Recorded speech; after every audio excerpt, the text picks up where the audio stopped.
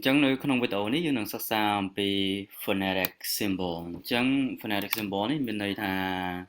cứ chỉ sinh nhà bên trên xâm lấy nó không bị sao lấy bản chẳng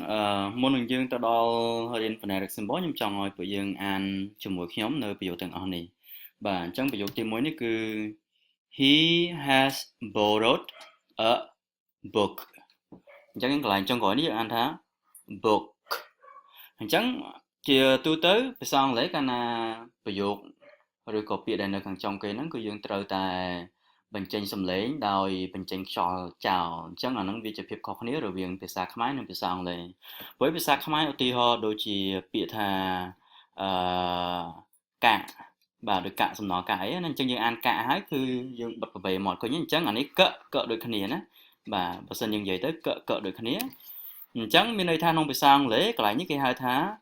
release ហ្នឹងមានន័យថាយើងបញ្ចេញខ្យល់ចោលអញ្ចឹងភាសាអង់គ្លេសជាទូទៅកាលណានៅចុងប្រយោគគេបញ្ចេញខ្យល់ចោលយើងអត់ដែលបញ្ចេញខ្យល់ចោលទេអញ្ចឹងអានេះជាទូទៅភាសាខ្មែរយើងគឺយើងនិយាយថាកាក់អញ្ចឹងបិទប្របែមាត់ជប់បញ្ចេញខ្យល់កន្លែងនេះយើងនិយាយថា book book book book អញ្ចឹងយើងបញ្ចេញសំឡេងឮថាបាទអញ្ចឹងកន្លែងនេះដូចគ្នាដែរគឺយើងអានថា she needs a mug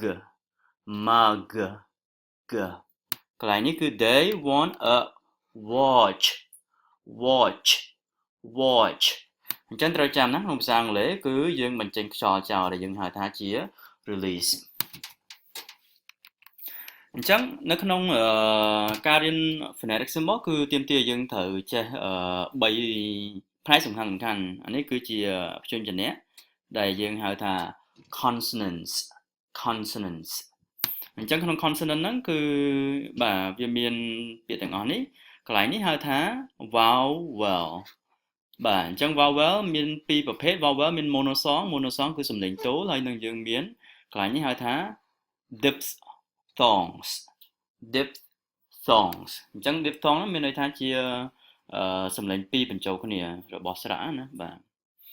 អញ្ចឹងសូមអានតាមខ្ញុំទាំងអស់គ្នាណាកន្លែងនេះគឺអានថា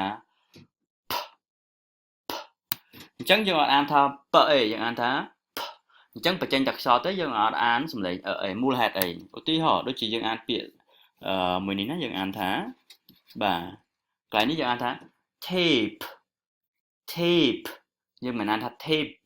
អត់មានទេណាបាទអញ្ចឹងសំឡេងវាដែលត្រូវគឺយើងអានថាកន្លែងនេះគឺ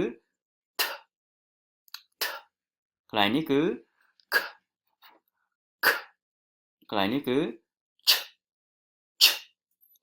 កន្លែងនេះគឺអញ្ចឹងកន្លែងនេះធម្មតាយើងដាក់ថ្មិញនៅលើប្របែមាត់យើងហើយយើងបញ្ចេញខ្យល់មកយើងអានថាមិនអានថាហ្វណាកន្លែងនេះគឺយើងអានថាអញ្ចឹងគឺយើងដាក់ថ្មិញនៅប្រឡោះ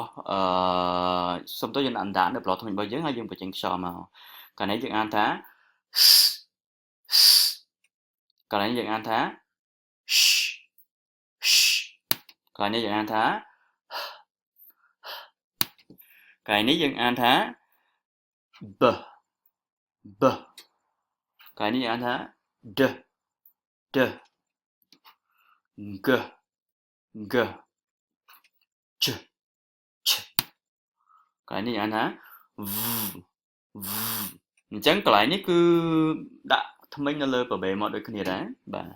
កន្លែងនេះយើងដាក់ថ្មិញនៅប្រឡោះអណ្ដាតរបស់យើងអ្នកសុំទៅដាក់អណ្ដាតនៅប្រឡោះថ្មិញរបស់យើងគឺយើងអានថា d កន្លែងនេះអានថា z កន្លែងនេះអានថា j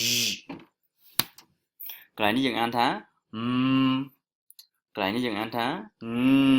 កន្លែងនេះយើងអានថា កន្លែងនេះយើងអានថា កន្លែងនេះយើងអានថា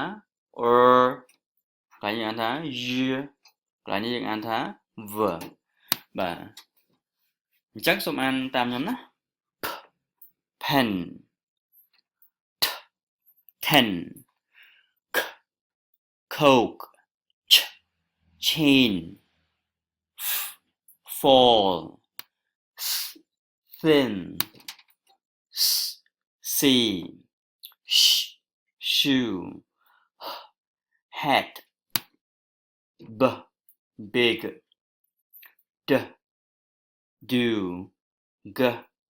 get, ch, jam, v, van, this, z, zoo, z, vision, man, now, sink, like, red, yes, vet. បាទអញ្ចឹងនេះគឺជាសំឡេងព្យញ្ជនៈចំណែកសំឡេងស្រាប់វិញអត់ប្របាកឯនេះយើងអានថា e a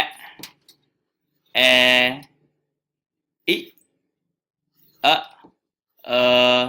u u a o a o បាទអញ្ចឹងអានតាមខ្ញុំទាំងអស់នេះ e c a pen a man I sit about curl put